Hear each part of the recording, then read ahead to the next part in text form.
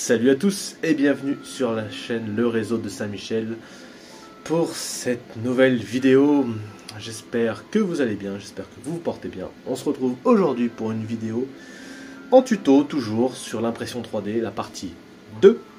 La partie 2, qu'est-ce qu'on va voir aujourd'hui? On va voir comment partir d'un fichier récupéré sur une plateforme on va le préparer jusqu'à pouvoir l'imprimer. Voilà. Vidéo suivante, on démarrera l'impression. Voilà.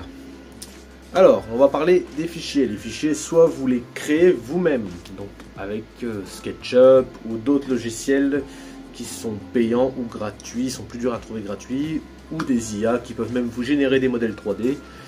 Vous pouvez faire n'importe quoi, ce que vous voulez. Moi, ce que je vous conseille, c'est que si vous avez les moyens, prenez un bon logiciel. Si vous aimez dessiner, si vous aimez le dessin industriel, ça peut vraiment être sympa. Donc ça, c'est la partie dessin, création de fichiers. Il existe des bibliothèques complètes de fichiers comme cult.fr, Printable, plein de choses. Donc moi, on va partir sur un wagon céréalier que j'ai trouvé sur Cult 3D, donc qui m'a coûté 5 €, il me semble. Donc vous allez sur le site, vous vous inscrivez, vous avez des listes où vous pouvez mettre tous les fichiers qui vous intéressent, quelle que soit la catégorie. Vous achetez, vous pouvez payer en carte bleue, en PayPal, en tout ce que vous voulez. Vous récupérez votre fichier en zip que vous téléchargerez sur votre sur votre ordinateur. Moi je vous conseille honnêtement d'avoir un fichier, un disque dur ou quelque chose où vous mettez que ça dessus, vraiment tout ce qui est impression 3D, moi c'est ce que j'ai fait.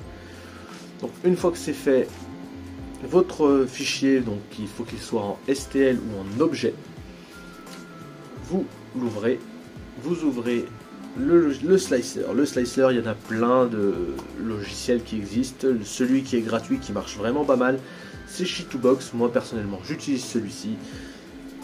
Vous ouvrez Sheet2Box, vous ouvrez votre fichier et je vous reprends tout de suite à l'écran. Nous voici donc sur mon PC, donc j'ai ouvert le fichier zip, j'ai extrait le tout et j'ai tout ouvert ce qu'il y avait dans le répertoire. Donc comme vous pouvez voir, vous avez le plateau qui est dessiné en dessous de moi et donc tout ce qu'on trouve dans ce fichier avec les différentes bases. Donc le logiciel vous permet de répartir sur votre plateau comme vous voulez. Vous pouvez faire des rotations, vous pouvez déplacer et agencer votre plateau dans la situation que vous voulez pour pouvoir ensuite imprimer ce que vous voulez. Donc voilà, le châssis, fausse manip. Tac, on revient en arrière, déplace, voilà, tout ce qui apparaît en rouge est hors plateau, donc est à modifier, à redéplacer. On va imprimer à l'envers, voilà, donc on va la rotation, tac,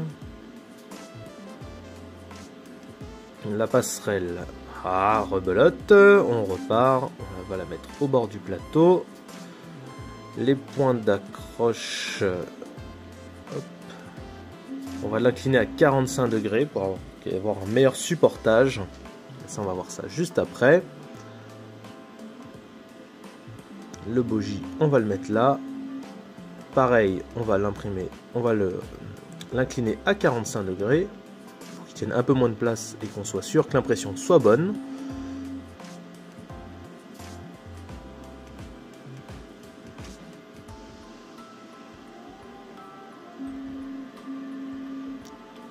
Le volant de frein, hop, pareil, là on va le laisser à plat parce que c'est petit, on va le copier-coller, hop, parce qu'il me semble qu'il y en a 2, les points d'arrimage il y en a 4 il me semble, donc pareil on va les copier, donc à chaque fois il nous met le message comme quoi il faut redimensionner parce que c'est trop petit, vous en tenez pas compte. Si vous commencez à jouer à ça, vos pièces ne seront plus toutes à la même échelle. Le marchepied. Hop, on va le mettre par ici. On va en créer un deuxième. Voilà, les points d'arrimage qui sont apparus ici. On les déplace. Le but du jeu, c'est d'optimiser le plus le plateau parce que l'impression 3D, ça prend du temps. Et là, on va arriver sur quelque chose d'important. C'est-à-dire que là, on est sur le corps même du wagon, la citerne.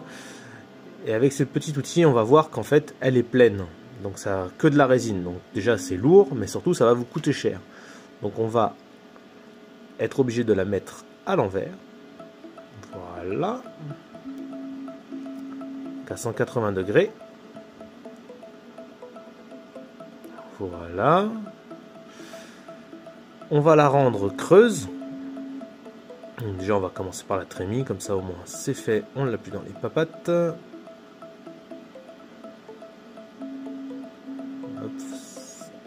45 degrés aussi. On la déplace. Voilà. Hop, ça devrait le faire. On va repartir sur le corps du wagon maintenant. Comme on imprime tête en bas, on va du coup en faire un creux. Donc on règle notre épaisseur. Donc moi je vais mettre 2,2 mm d'épaisseur sur les parois, donc c'est largement suffisant. On va le remplir de croix dedans, vous allez voir. Hop, on lance la génération. Et voilà, vous voyez d'un seul coup il y a un motif qui est apparu. Donc là on l'a allégé déjà, première chose, et surtout on n'a plus 100% de résine dedans. On va être obligé de percer des trous pour que la résine s'écoule. Donc moi je vous incite à en faire vraiment beaucoup sur des gros modèles comme ça. Plus vous en ferez, moins vous aurez de soucis. Quand bien en réglant, c'est l'outil, donc creusez un trou, en réglant bien votre profondeur. De toute façon, c'est pas très joli, mais de toute façon, il y aura les trémies qui seront collés après en dessous.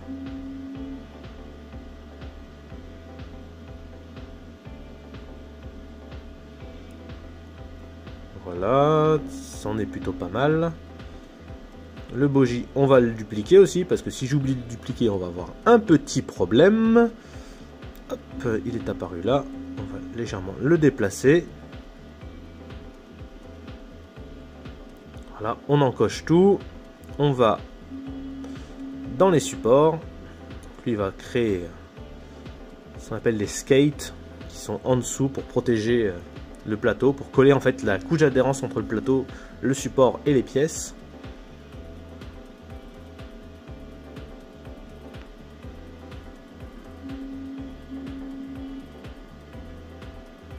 Voilà, le pré-support est arrivé.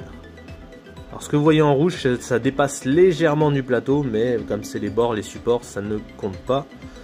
On va générer, donc on va générer des supports lourds, parce que déjà tout simplement il y a un châssis de wagon, donc il faut qu'il reste droit, et qu'il ne se plie pas ou qu'il ne se torde pas, avec la rétractation de la résine. Donc c'est un peu long à générer. Donc en attendant, on va parler d'un autre point, c'est important de le logiciel, donc vous voyez en bas de l'écran à gauche, reconnaît le modèle de l'imprimante. C'est l'avantage de She2Box, donc il connaît ses vitesses, il connaît ses paramètres. Donc le plateau que vous voyez devant vous, c'est vraiment le plateau de l'imprimante que j'ai chez moi. Donc ça va pas, on est sûr de nous quoi. Au niveau des résines, les fabricants fournissent, comme Elegoo par exemple, sur leur site internet, un tableau sous forme Excel où il y a tous les paramètres pour chaque machine, pour chaque résine. Donc ça, je vous invite vraiment, quand vous débutez, moi je ne le savais pas, c'est vraiment en discutant sur les forums que je me suis aperçu qu'il fallait absolument faire ça. Paramétrer vos résines, sinon vous n'y arriverez pas. C'est-à-dire que de base, ils vous mettent des paramètres d'exposition, donc le temps que l'écran reste allumé à 2 secondes, alors que moi je les passe à 3,6 secondes. Et que les 3 premiers tests que j'ai fait ont loupé à cause de ça. Là on voit tous les supports qui sont apparus. Donc ça me semble pas mal, tout est bien soutenu. Ah non, la trémie n'est pas soutenue comme il faut. Donc on voit que là si on comment on appelle ça, si on imprime comme ça, ça va risque de nous poser problème. Donc on va ajouter des supports. En plus j'aurais pas dû la placer comme ça. On va un peu galérer. Hop, on va rajouter des supports lourds. On va mettre un peu partout sur toute la distance.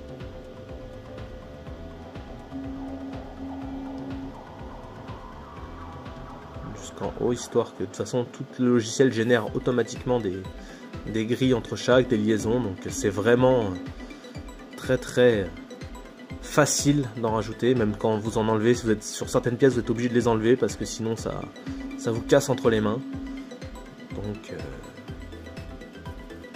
Donc voilà, là on en a mis pas mal, ça ressemble à quelque chose, c'est cohérent. Le bougie est bien tenu. Hop, on va rajouter un peu au bout, tac tac tac.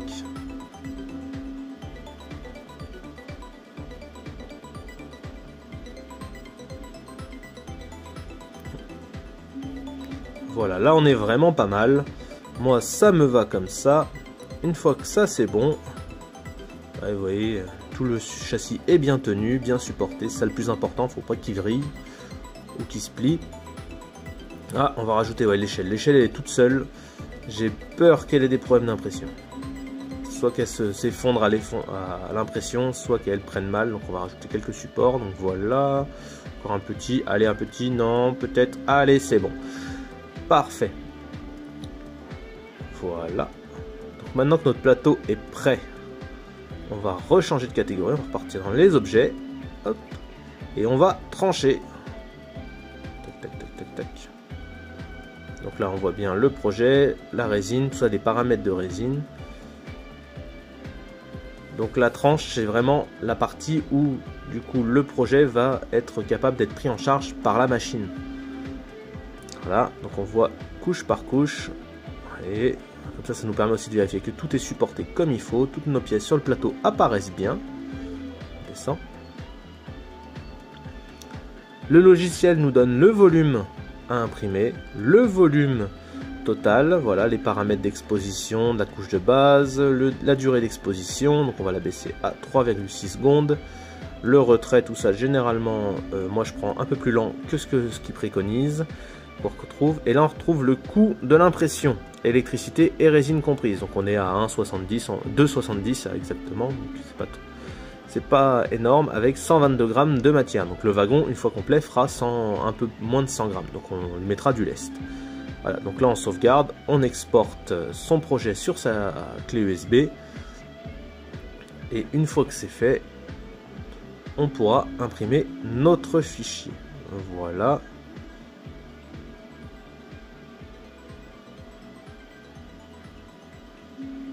Ça vous ne voyez pas à l'écran parce que l'outil de capture me bloque la fenêtre finale. On enregistre, voilà, sur mon répertoire. Donc moi j'ai un répertoire que pour l'impression 3D et à côté de ça je transfère au fur et à mesure sur ma clé USB. Je pourrais le faire aussi en Wi-Fi mais je suis un peu loin et le mur est drôlement épais, donc plus d'un mètre de pierre, donc ça passe mais c'est compliqué. Donc je joue la sécurité avec une clé USB. Donc on voit ça, sauvegarde. Hop.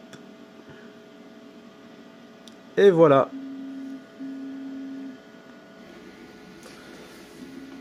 Voilà. Notre fichier est prêt.